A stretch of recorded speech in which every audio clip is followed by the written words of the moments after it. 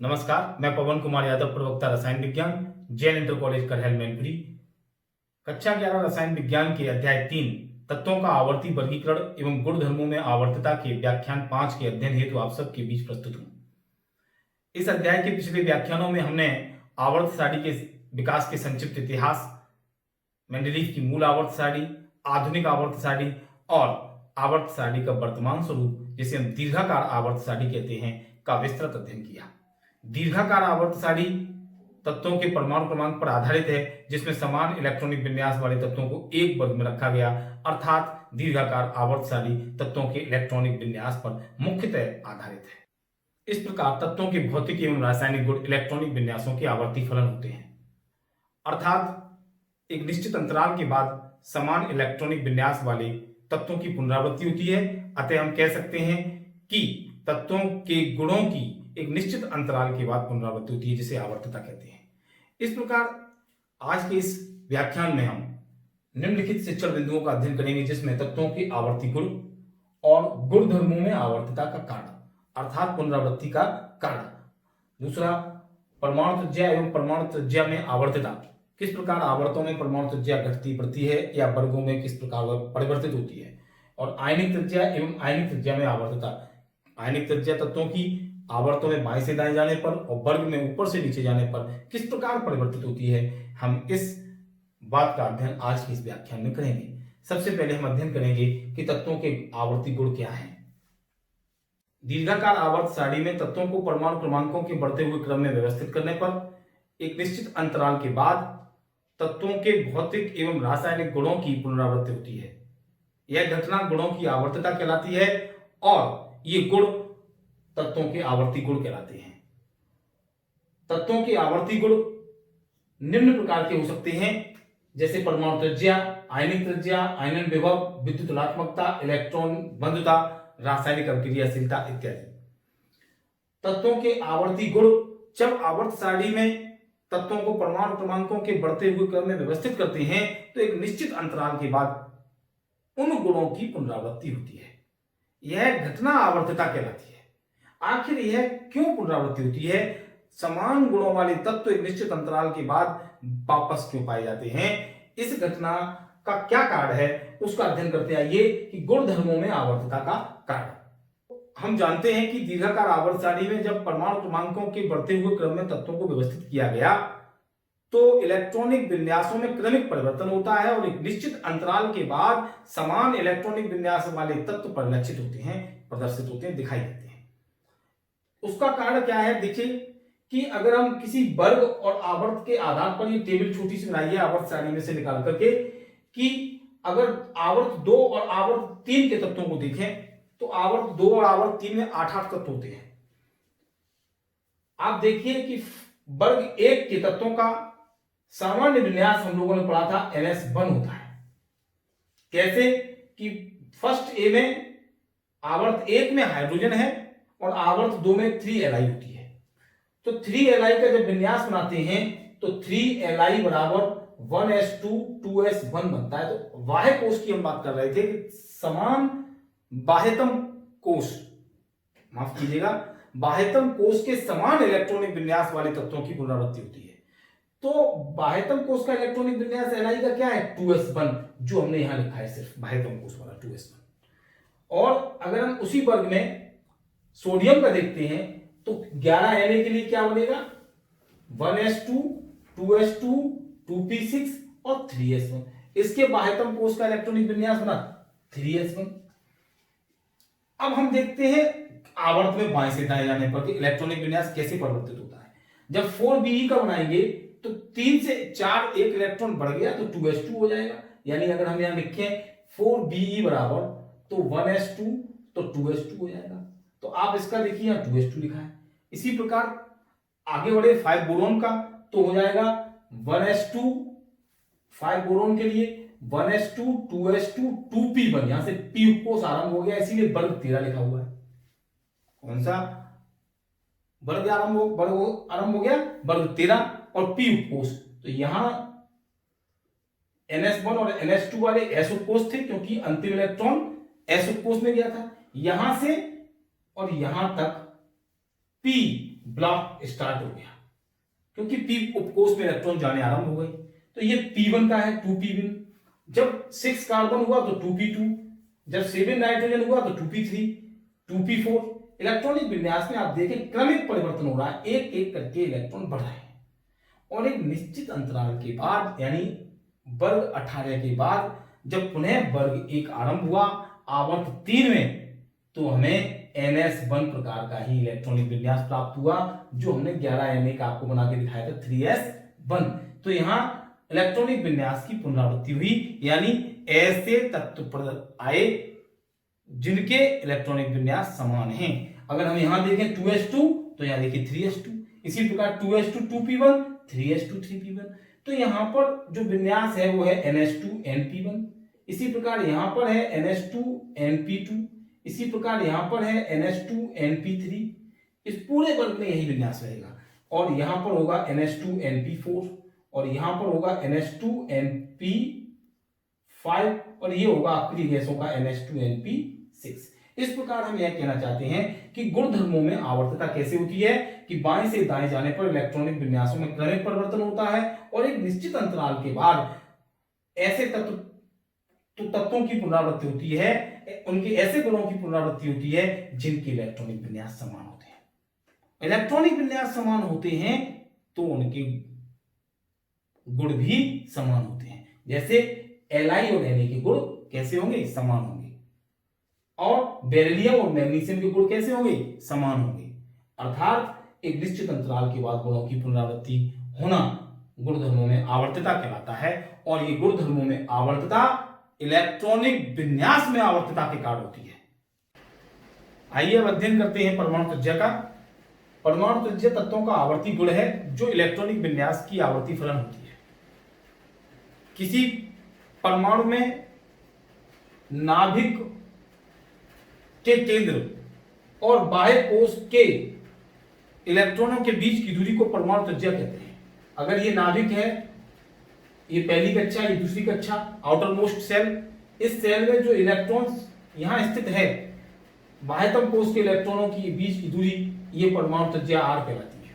लेकिन क्वांटम यांत्रिकी के अनुसार इलेक्ट्रॉन कभी नाभिक के बहुत अधिक पास तो कभी बहुत अधिक दूर हो सकता है।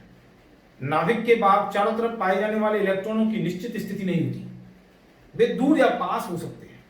अतः नाभिक से सबसे अधिक दूरी पर स्थित संभावित इलेक्ट्रॉन और नाभिक के बीच की दूरी को परमाणु त्रिज्या माना जा सकता है। यानी वह इलेक्ट्रॉन जो नाभिक से सबसे अधिक दूरी पर स्थित हो, उससे और नाभिक के केंद्र बिंदु के बीच की दूरी को परमाणु त्रिज्या माना जा सकता है।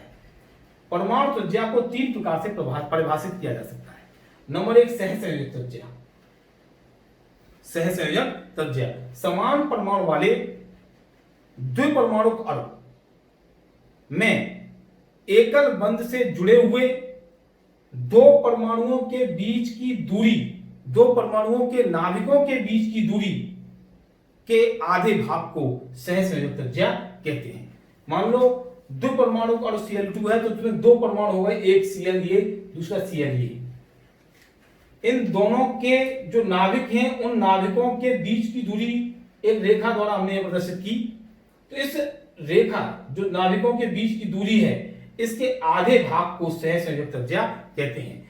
क्लोरीन अणु में जब क्लोरीन का अणु 2 क्लोरीन परमाणु से मिलकर बना है, उन दोनों के बीच एक सिंगल बॉन्ड है, तो उस बॉन्ड की जो लंबाई होगी उसके आधे भाग को भी सहसंयोजक त्रिज्या कहते हैं। तो सहसंयोजक त्रिज्या के 2 फॉर्मूला बने कि सहसंयोजक त्रिज्या बराबर 1/2 गुणित एकल बंध द्वारा बंधित 2 समान परमाणुओं के नाभिक के बीच की दूरी।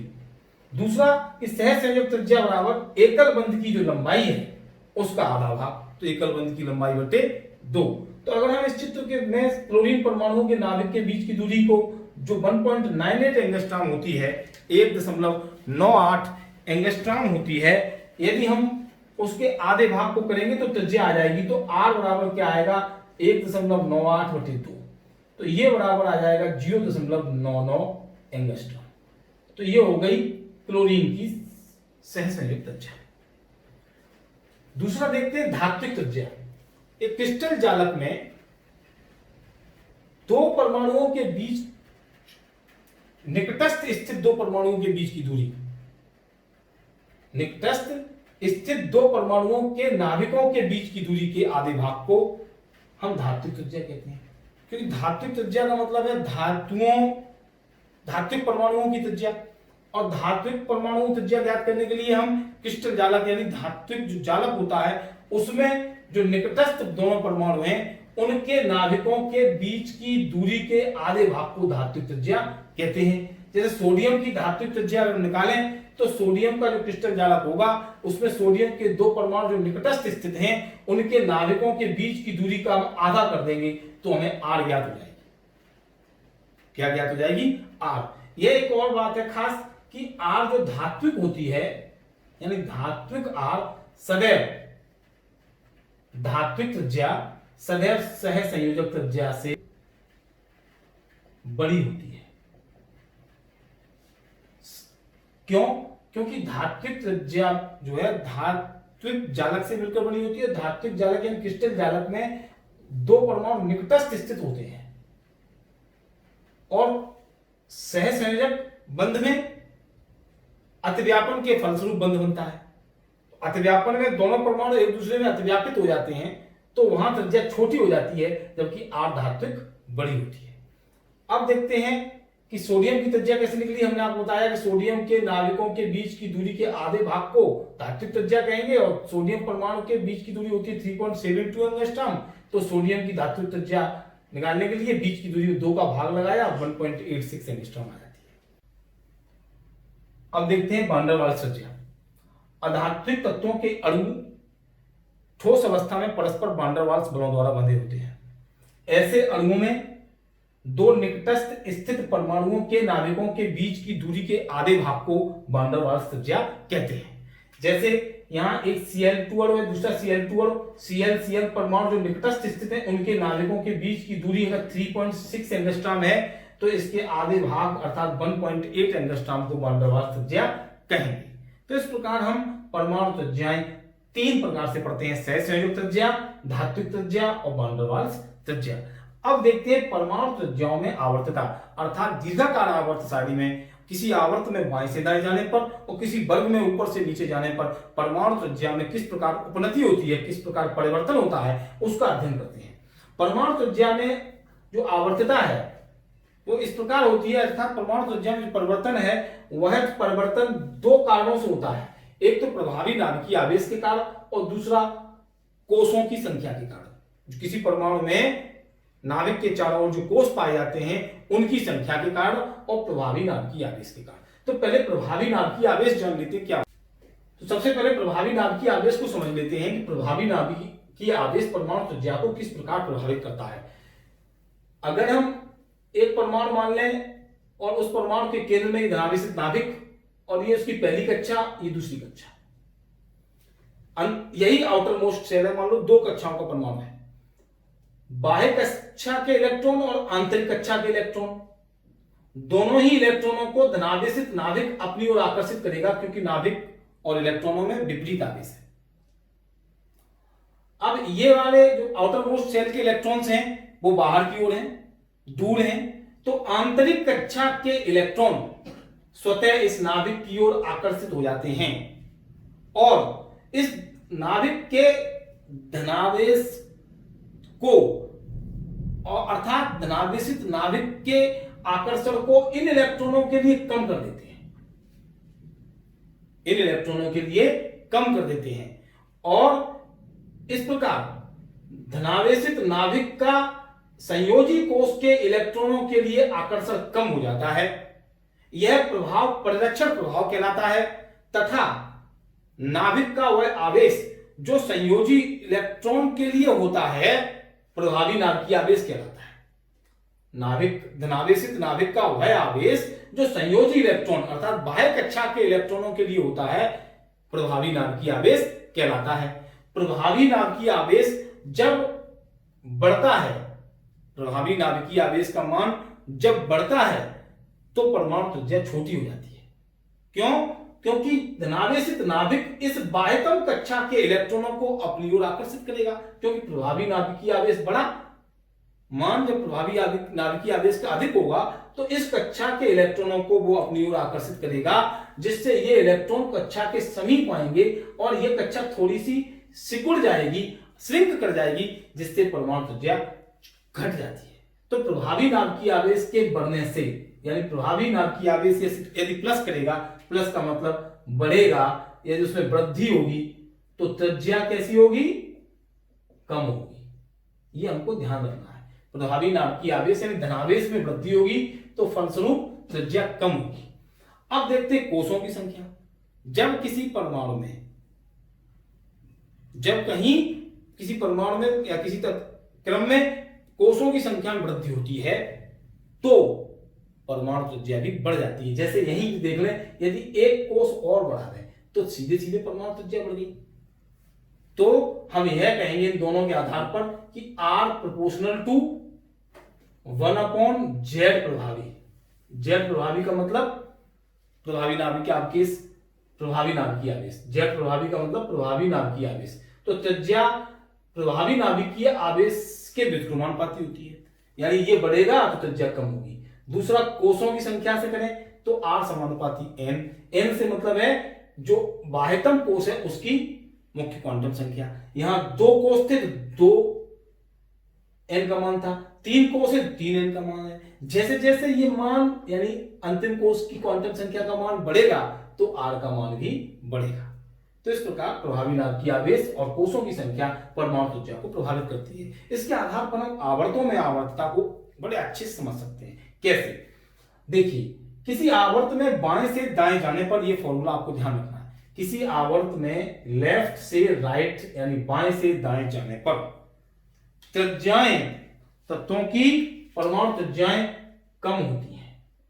त्रिज्याएं कैसी होती हैं? कम होती हैं, घटती हैं। क्या कारण है? देखिए, जब हम 3Li से 4 बेरिलियम में जाते हैं, यानी हम अध्ययन करते हैं Li और B की परमाणु त्रिज्या का, तो यहां परमाणु क्रमांक 3 है तो नाभिकीय आवेश 3 है, नाभिक में प्रोटॉनों की संख्या 3 है, यहां नाभिक में प्रोटॉनों की संख्या 4 है। तो यहां से यहां प्रोटॉनों की संख्या बढ़ जाने के कारण प्रभावी नाभिकीय आवेश में वृद्धि हो जाती है। यहां और ज्यादा प्रभावी नाभिकीय आवेश बढ़ता है, यहां प्रभावी नाभिकीय आवेश क्रम से बढ़ता जाता है, जिस कारण से परमाणु त्रिज्याएं घटती हैं, जो हम ये फॉर्मूला पढ़ चुके हैं कि R प्रोपोर्शनल टू 1/Z प्रभावी।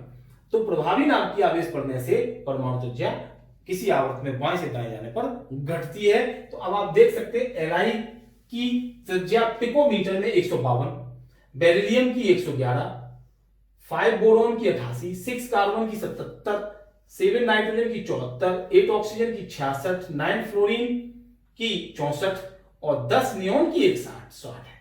अक्रिय गैस तत्वों की परमाणु त्रिज्या संगत आवर्त में सबसे अधिक होती है, क्योंकि यहां वैन डर वाल्स बल होते हैं। ठीक, तो आप ध्यान रखेंगे कि यहां वैन डर वाल्स बल होते हैं, इसलिए इनकी त्रिज्या अधिक होती है अक्रिय गैस तत्वों की संगत आवर्त में। अब हम देखते हैं वर्ग में आवर्तता। किसी वर्ग में ऊपर से नीचे जाने पर, यदि हम वर्ग 1 को इस प्रकार लिख दें, यहां पर हमने लिखा है ऐसे, अब हम लिख दे रहे हैं ऊपर से नीचे में, तो सबसे ऊपर यहां पर रहता है हाइड्रोजन वर्ग 1 में, फिर होता है 3Li, फिर होता है 11Na, फिर होता है 19K, फिर होता है 37 रुबीडियम, फिर होता है 55 सीजियम, जो लिखी हुई है ये वर्ग में है।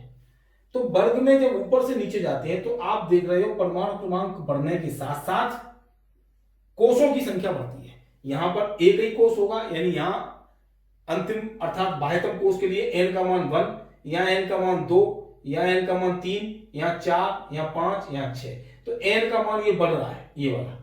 तो जब n का मान बढ़ रहा है तो R समानुपाती n, तो R का मान भी बढ़ेगा, अर्थात परमाणु त्रिज्या किसी वर्ग में ऊपर से नीचे जाने पर बढ़ती है। अगर हम वर्ग 1 में देखें तो 3Li की त्रिज्या सबसे कम और 55 सीजियम की त्रिज्या सबसे अधिक होगी।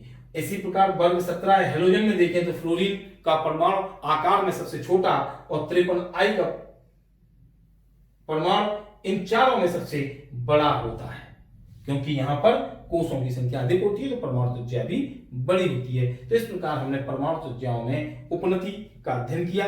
अब हम देखेंगे आयनिक त्रिज्या में उपनति आयनिक त्रिज्या क्या होती है। परमाणु त्रिज्या के बाद अध्ययन करते हैं आयनिक त्रिज्या का। किसी आयन के नाभिक के केंद्र से वह प्रभावी दूरी जहां तक नाभिक इलेक्ट्रॉन वेग पर अपना प्रभाव डालता है आयनिक त्रिज्या कहलाती है। आयन दो प्रकार के होते हैं, धनायन और ऋणायन। धनायन कब बनते हैं? जब किसी परमाणु में से इलेक्ट्रॉन निकलते हैं, मान लो कोई X परमाणु है और उसमें से इलेक्ट्रॉन निष्कासित हो तो धनावेशित आयन बनेंगे, धनायन बनेंगे। अब हमें तुलना करनी है कि धनायन की त्रिज्या और उसके मूल परमाणु त्रिज्या में क्या अंतर है, किसकी ज्यादा है किसकी कम है। धनायन की त्रिज्या उसके पित्त परमाणु से सदैव कम होती है, यानी X प्लस की R X प्लस जो है लेस देन RX, मूल परमाणु जो X है उससे धनायन की त्रिज्या सदैव कम होती है। ऐसा क्यों होता है? देखिए, जब कोई धनायन हम सोडियम को ले लें, अगर हम परमाणु ले लेते हैं पहले सोडियम, तो 11 Na का इलेक्ट्रॉनिक विन्यास आप जानते हो, ये होता है 1s2 2s2 2p6 और 3s1। जब इस सोडियम में से एक इलेक्ट्रॉन निष्कासित होगा, Na में से एक इलेक्ट्रॉन निष्कासित होगा तो Na प्लस बनेगा। इसका मतलब ये वाला इलेक्ट्रॉन निष्कासित होगा। जब भी धनायन बनते हैं तो बाह्यतम कोश के इलेक्ट्रॉन पहले निष्कासित होते हैं, तो एक इलेक्ट्रॉन ये कम हो जाने से आप देख रहे हैं ये कोश एक कम हो गया, पहली बात तो है। इसलिए त्रिज्या कैसी हो गई? Na प्लस की कम। क्यों? क्योंकि Na प्लस का विन्यास रह गया है 1s2 2s2 2p6, 3s1 नहीं रहा। ऐसी स्थिति में एक कोष कम हो गया, और जब कोष एक कम हो गया तो परमाणु त्रिज्या कम हो गई। दूसरी बात यह भी है कि अगर कोष की संख्या बराबर रहती तो हम ये देखेंगे कि इलेक्ट्रॉनों की संख्या में कमी हो गई, परंतु प्रोटॉनों की संख्या उतनी ही रहेगी। जब प्रोटॉनों की संख्या उतनी ही है और इलेक्ट्रॉनों की संख्या में कमी हो गई तो प्रभावी नाभिकीय आवेश बढ़ जाता है, और हम अध्ययन कर चुके हैं कि त्रिज्या प्रभावी नाभिकीय आवेश बढ़ने से छोटी हो जाती है, क्योंकि R जो है वो समानुपाती है 1/z प्रभावी के, प्रभावी नाभिकीय आवेश के व्युत्क्रमानुपाती होती है परमाणु त्रिज्या। तो यहां प्रभावी नाभिकीय आवेश जब धनायन बनते हैं तो कैसा होता है? बढ़ जाता है, क्योंकि प्रोटॉनों की संख्या इलेक्ट्रॉनों की तुलना में अधिक हो जाती है। ऐसी स्थिति में परमाणु त्रिज्या धनायन की घट जाती है। अगर हम ये देखें कि एक से अधिक धनावेश वाले धनायन है तो धनायनों की त्रिज्या में क्या परिवर्तन आता है? अगर कोई तत्व M है, मेटल मान लो धातु है M, उसमें से एक इलेक्ट्रॉन निष्कासित होता है तो M प्लस प्रकार का आयन बनता है। एक और इसी में से इलेक्ट्रॉन निष्कासित हो जाता है तो एक धनावेश और बढ़ जाएगा M डबल प्लस, और उसमें से भी एक और इलेक्ट्रॉन निकल जाएगा तो M ट्रिपल प्लस बनेगा। अब इन धनायनों के आकार का क्रम क्या होगा? इनमें से कौन छोटा कौन बड़ा होगा? तो देखिए, यहां जो प्रोटॉन संख्या थी वही यहां होगी, वही यहां, क्योंकि प्रोटॉन निष्कासित नहीं हुए, केवल इलेक्ट्रॉन निष्कासित हुए हैं, और नाभिकीय आवेश प्रोटॉनों के कारण होता है। ऐसी स्थिति में क्या होगा कि जिस स्पीसीज में, जिस परमाणु में या आयन में प्रोटॉनों की संख्या अधिक होगी उसका प्रभावी नाभिकीय आवेश अधिक होगा। यहां इलेक्ट्रॉनों की तुलना में, इस वाले की तुलना से यहां प्रोटॉनों की संख्या इलेक्ट्रॉन की तुलना में अधिक है। यहां एक इलेक्ट्रॉन कम हो गया, प्रोटॉन उतने ही रहे। यहां एक इलेक्ट्रॉन कम हो गया, प्रोटॉन उतने ही रहे। यहां एक इलेक्ट्रॉन और कम हो गया, प्रोटॉन उतने ही रहे। तो ऐसी स्थिति में क्या होगा कि धनायन का आकार का क्रम हमें प्राप्त ये होगा, जिस पर आवेश की संख्या ज्यादा होगी उसका आकार छोटा होगा, और जिस पर आवेश की संख्या कम होगी उसका आकार बड़ा होगा। तो मूल परमाणु M का आकार सबसे बड़ा, उससे M प्लस का, फिर M डबल प्लस का, फिर M ट्रिपल प्लस का होगा। देखिए कैसे, जैसे Sn2 प्लस है, इसके 10 के ऊपर 2 धनावेश स्टेनस, स्टेनिक से आकार में बड़ा होता है। क्यों? क्योंकि यहां प्रोटॉन इलेक्ट्रॉन की तुलना में केवल 2 ज्यादा है और यहां पर 4 ज्यादा होंगे। तो जहां प्रभावी नाभिकीय आवेश अधिक हो गया वहां परमाणु त्रिज्या श्रिंक कर जाएगी, छोटी हो जाएगी। अतः Sn की परमाणु त्रिज्या 1.18 एंगस्ट्रॉम, Sn2 प्लस की परमाणु त्रिज्या 1.18 एंगस्ट्रॉम और Sn4 प्लस की 0.69 एंगस्ट्रॉम होती है। तो क्या हमने सीखा कि धनायनों की त्रिज्या उनके मूल परमाणुओं से छोटी होती है, क्यों? क्योंकि प्रभावी नाभिकीय आवेश के बढ़ जाने के कारण परमाणु त्रिज्या कम हो जाती है। अब देखते हैं ऋणायनों की त्रिज्या। किसी ऋणायन की त्रिज्या उसके पितृ परमाणु से अधिक होती है, यहां उल्टा होता है। क्यों? देखिए, अगर हम यहां फॉर्मूला बन गया आर एक्स माइनस, यानी एक्स माइनस माने ऋणायन की त्रिज्या मूल परमाणु एक्स से अधिक है। ऐसा क्यों है? अगर हम 17 Cl को ले लें तो विन्यास बनता है 1s2 2s2 2p6 3s2 3p5। यहां एक इलेक्ट्रॉन कम है तो Cl माइनस का इलेक्ट्रॉनिक विन्यास क्या बनेगा? 1s2 2s2 2p6 3s2 3p6 बनेगा। यहां पर आप देखें तो प्रोटॉन जो है, यहां पर प्रोटॉन बराबर यहां 17 है और इलेक्ट्रॉन यहां 17 है, बट यहां पर प्रोटॉन 17 है लेकिन इलेक्ट्रॉन 18 हो गए। यहां एक इलेक्ट्रॉन बढ़ गया क्योंकि यहां पर एक इलेक्ट्रॉन ग्रहण किया। क्योंकि ऋणायन तभी बनते हैं जब इलेक्ट्रॉन एक ग्रहण किया जाता है, तो उस पर परमाणु पर ऋणावेश आ जाता है। इलेक्ट्रॉन के ग्रहण करने पर ऋणायन बनते हैं और इलेक्ट्रॉन त्यागने पर धनायन बनते हैं। तो एक इलेक्ट्रॉन बढ़ा प्रोटॉन के पीछे में, तो यहां प्रभावी नाभिकीय आवेश घट गया, यहां पर प्रभावी नाभिकीय आवेश कम हो गया, जिस कारण से ये त्रिज्या बड़ी हो गई। क्योंकि हमने पढ़ा है फॉर्मूला आर समानुपाती 1/z प्रभावी, मतलब प्रभावी नाभिकीय आवेश त्रिज्या के व्युत्क्रमानुपाती होता है। जब जब प्रभावी नाभिकीय आवेश बढ़ेगा त्रिज्या छोटी हो जाएगी और जब जब प्रभावी नाभिकीय आवेश घटेगा त्रिज्या बड़ी हो जाएगी। तो यहां पर क्या हो रहा है? प्रभावी नाभिकीय आवेश घट रहा है, अतः त्रिज्या बड़ी हो जाती है। तो Cl माइनस का आकार Cl परमाणु से बड़ा होगा। इसी प्रकार I माइनस का आकार I परमाणु से बड़ा होगा। तो किसी भी परमाणु के ऋणायन का आकार उस परमाणु से बड़ा होता है। क्यों? क्योंकि प्रभावी नाभिकीय आवेश घट जाता है। यहां से एक फॉर्मूला बनता है कि R ion proportional to 1/Z/E। Z/E को भी प्रभावी नाभिकीय आवेश कहा जा सकता है। तो यहां Z का मतलब है प्रोटॉनों की संख्या या परमाणु क्रमांक और E से मतलब है इलेक्ट्रॉनों की संख्या। तो ये जो R आयन है वो समानुपाती है 1/Z/E के।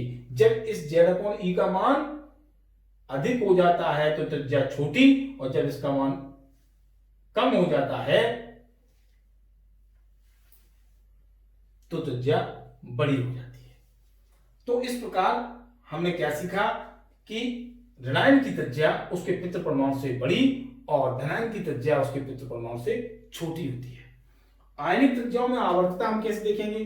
किसी आवर्त में बाएं से दाएं जाने पर परमाणु त्रिज्या की भांति ही आयनिक त्रिज्या में कमी होती है, क्योंकि प्रभावी नाभिकीय आवेश बढ़ता है।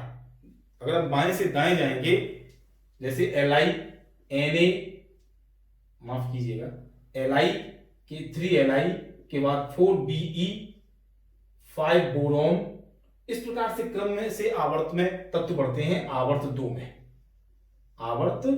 2 में। तो यहां से परमाणु क्रमांक बढ़ने के साथ प्रभावी नाभिकीय आवेश बढ़ रहा है, तो त्रिज्या कैसी होगी? छोटी हो जाएगी।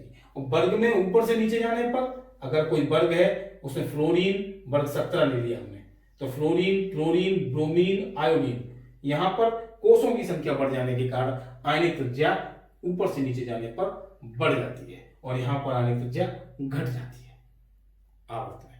तो इस प्रकार आयनिक त्रिज्याएं भी परमाणु त्रिज्याओं की भांति ही आवर्त और वर्ग में बढ़ती घटती हैं। तो आज के इस व्याख्यान में हमने तत्वों के आवर्ती गुणधर्मों में आवर्तता का कारण एवं तत्वों के आवर्ती गुणों के अंतर्गत परमाणु त्रिज्या और आयनिक त्रिज्या का विस्तृत अध्ययन किया। हमने सीखा कि परमाणु त्रिज्याएं और आयनिक त्रिज्याएं दीर्घाकार आवर्त सारणी में आवर्तों और वर्गों में किस प्रकार परिवर्तित होती हैं। इस अध्ययन के आधार पर आपको कुछ गृह कार्य सौंप रहा हूं, जिसे आप अपनी उत्तर पुस्तिका में करेंगे। साथ ही आप दीक्षा ऐप डाउनलोड करके इस व्याख्यान का अध्ययन करेंगे, माध्यमिक शिक्षा विभाग के वीडियो देखेंगे। आप सभी को उज्जवल भविष्य की शुभकामनाएं देते हुए बहुत बहुत धन्यवाद।